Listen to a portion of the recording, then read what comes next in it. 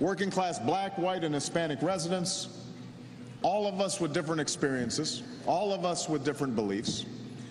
But all of us learned to work side by side because all of us saw in these neighborhoods other human beings who needed our help to find jobs and improve schools. We were bound together in the service of others.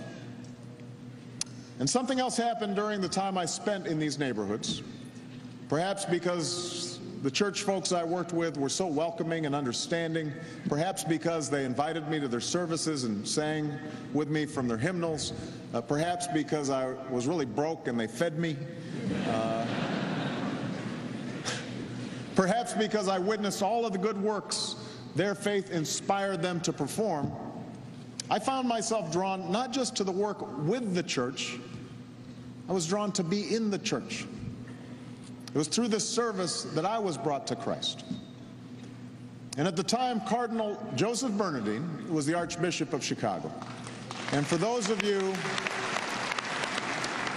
too young to have known him or known of him, he was a kind and good and wise man, a saintly man. I can still remember him speaking at one of the first organizing meetings I attended on the South Side. He stood as both a lighthouse and a crossroads, unafraid to speak his mind on moral issues ranging from poverty and AIDS and abortion to the death penalty and nuclear war. And yet he was congenial and gentle in his persuasion, always trying to bring people together, always trying to find common ground. And just before he died, a reporter asked Cardinal Bernardin about this approach to his ministry. And he said, "You can't really get on with preaching the gospel until you've touched hearts and minds." My heart and mind were touched by him. They were touched by the words and deeds of the men and women I worked alongside in parishes across Chicago. And I'd like to think that we touched the hearts and minds of the neighborhood families whose lives we helped change. For this, I believe, is our highest calling. Now you, class of 2009, are about to enter the next phase of your life at a time of great uncertainty. You'll be called to help restore a free market that's also fair to all who are willing to work. You'll be called to seek new sources of energy that can save our planet, to give future generations the same chance that you had to receive an extraordinary education. And whether as a person drawn to public service or simply someone who insists on being an active citizen, you will be exposed to more opinions and ideas broadcast through more means of communication than ever existed before. You'll hear talking heads scream on cable, and you'll read blogs that claim definitive knowledge, and you will watch politicians pretend they know what they're talking about. Occasionally, you may have the great fortune of actually seeing important issues debated by people who do know what they're talking about, by well-intentioned people with brilliant minds and mastery of the facts. In fact, I suspect that some of you will be among those brightest stars.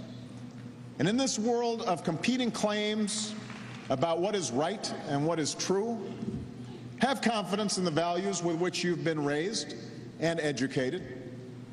Be unafraid to speak your mind when those values are at stake. Hold firm to your faith and allow it to guide you on your journey. In other words, stand as a lighthouse. But remember, too, that you can be a crossroads. Remember, too, that the ultimate irony of faith is that it necessarily admits doubt. It's the belief in things not seen. It's beyond our capacity as human beings to know with certainty what God has planned for us or what He asks of us. And those of us who believe must trust that His wisdom is greater than our own. Now, this doubt should not push away our faith, but it should humble us. It should temper our passions, cause us to be wary of too much self-righteousness.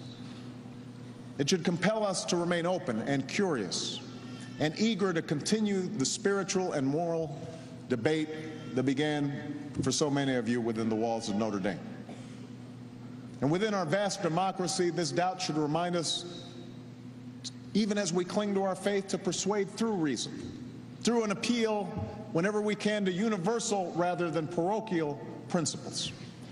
And most of all, through an abiding example of good works and charity and kindness and service that moves hearts and minds. For if there is one law that we can be most certain of, it is the law that binds people of all faiths and no faith together. It's no coincidence that it exists in Christianity and Judaism, in Islam and Hinduism, in Buddhism and humanism. It is, of course, the golden rule, the call to treat one another as we wish to be treated, the call to love, the call to serve, to do what we can to make a difference in the lives of those with whom we share the same brief moment on this earth. And so many of you at Notre Dame, by the last count, upwards of 80%, have lived this law of love through the service you've performed at schools and hospitals, international relief agencies, and local charities. Brennan is just one example of what your class has accomplished. That's incredibly impressive, a powerful testament to this institution. And now,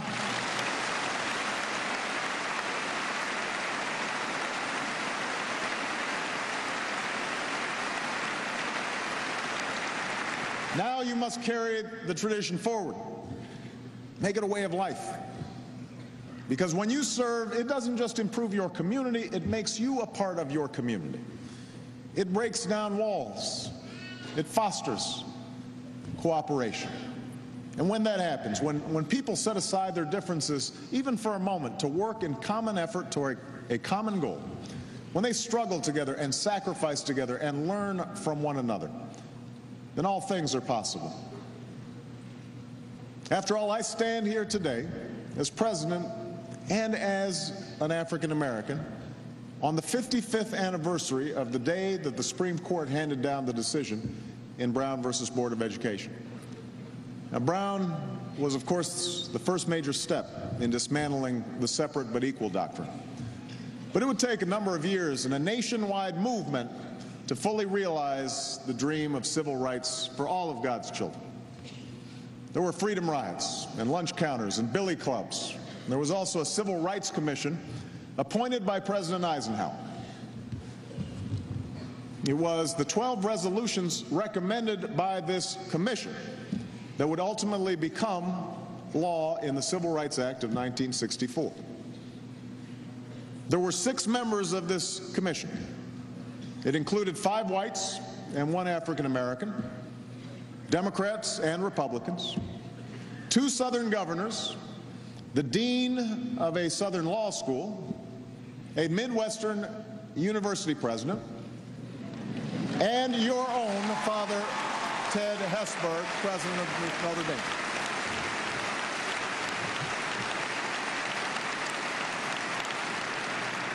So they worked for 2 years. And at times, President Eisenhower had to intervene personally, since no hotel or restaurant in the South would serve the black and white members of the commission together.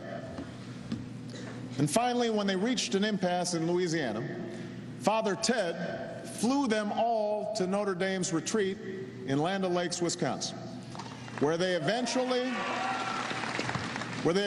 overcame their differences and hammered out a final deal.